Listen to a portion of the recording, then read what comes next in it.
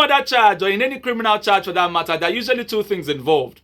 In a case where the prosecution calls its witnesses, presents evidence, tenders evidence, and the prosecution has closed the case, there are usually two things or two options available to the defense. The defense can either decide to make a no-case submission. A no-case submission simply implies that the prosecution has not presented or tendered before the court anything that will warrant the defendant to open its case or tender evidence. Where the defendant makes a no-case submission, usually two things are involved. The courts can either decide to overrule the no-case submission and compel the defendant to enter or open its defense, or the court can decide to agree with the defendant to say, yes, you have said, you proved your case. There is no case here that would warrant you to open a defense, and then after which judgment will be passed.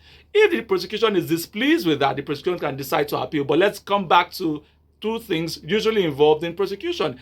If the court overrules the defense to say that you have a case to answer, come and present or tender your evidence, two things are usually involved here. The prosecution or the defendant, I beg your pardon, can decide to either rest its case on that of the defendant or go on to, open their case. Where the defendant rests its case on that of the defendant, usually the court can then proceed to pass a judgment. Where the defendant then opens its case and calls its witnesses, tenders its evidence, the court would also proceed to give its judgment. Finally, what you should notice that, well, if you've not subscribed to this channel, by the way, you need to subscribe to this channel. Click on the subscription button and the notification button so that you can continue to get more legal content. Finally, what you should note here is that in both of these cases, or in all of these cases, where the defendant calls a witness, the defendant should expect that its witnesses, after the examination in chief, would also be cross-examined by the defense.